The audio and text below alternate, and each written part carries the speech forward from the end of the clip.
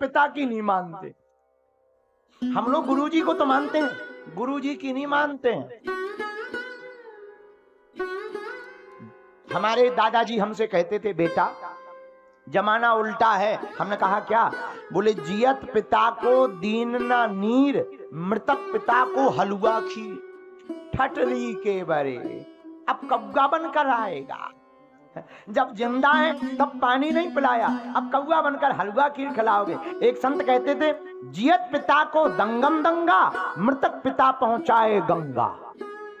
जियत पिता को खूब गालियां बकी, और जब मर गए तो बोले गंगा जी ले जाएं।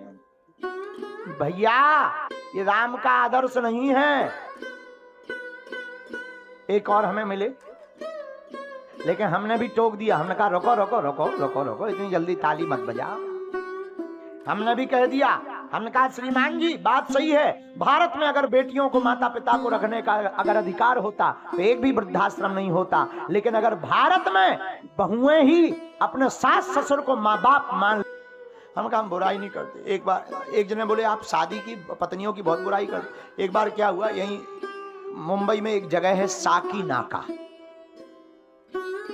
अभी हम और त्रिपाठी जी आ रहे थे, त्रिपाठी जी शायद चले गए, तो हम और त्रिपाठी जी आ रहे थे, तो सामने बोर्ड पर लिखा था पुल के ऊपर साकी नाका।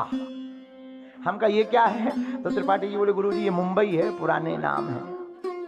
साकी नाका पे एक घटना घटी। पहले एक गधा था, गधा। वो गधा इतना गजब का था कि उससे कुछ भी पूछो वो हाँ कहता था।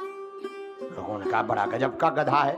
और गधा का मालिक वहीं खड़ा, कोई पैसा चढ़ाए, कपड़ा चढ़ाए, गधा का मालिक माला माल। गधा बोले हाँ। एक हमारे जैसा आदमी पहुंच गया गधे के पास, लंबी लाइन लगी। गधे का मालिक बोला कुछ भी पूछो जवाब मिलेगा, हाँ बोलेगा।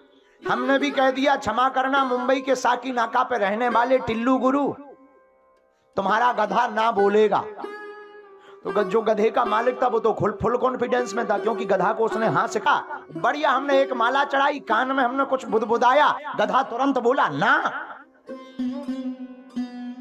ना। लोग चौंक गए, गधे का मालिक भी चौंक गया, हमारे चरणों में गिर गया, गुरुजी और तो सब ठीक है, रुपया तो 30,000 ले लो, हम हार गए। लेकिन एक बात बताओ, ये गधे ने ना कैसे कहा? हमने कहा गधा से हमने पूछा शादी करोगे?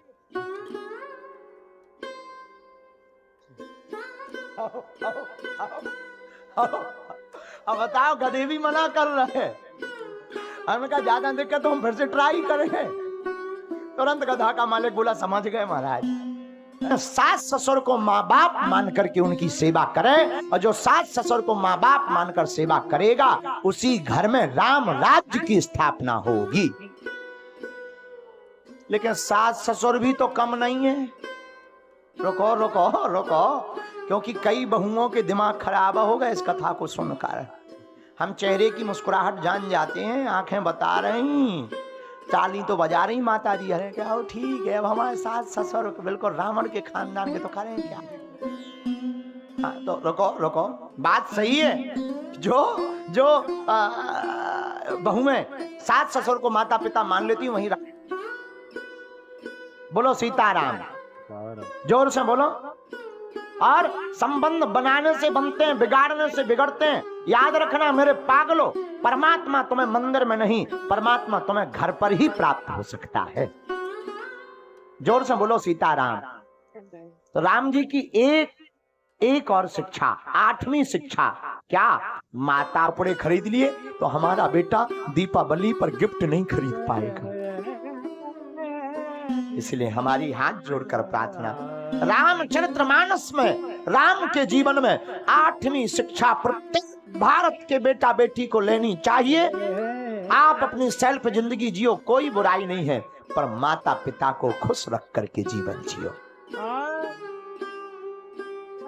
बेटा और बेटी वो नहीं है जो बाप के नाम से जाना जाए, बेटा और बेटी तो वो है जिसके नाम से पिता को पहचान प्राप्त हो जाए। आहा, बाप खड़ा हो तो लोग कहें पता है ये पिताजी हैं उनके। इसलिए मेरे प्रिय जनों, मेरे प्रिय साधको, सबको दुखाना, सबका दिल दुखाना, कभी माँ बाप का दिल मत दुखाना।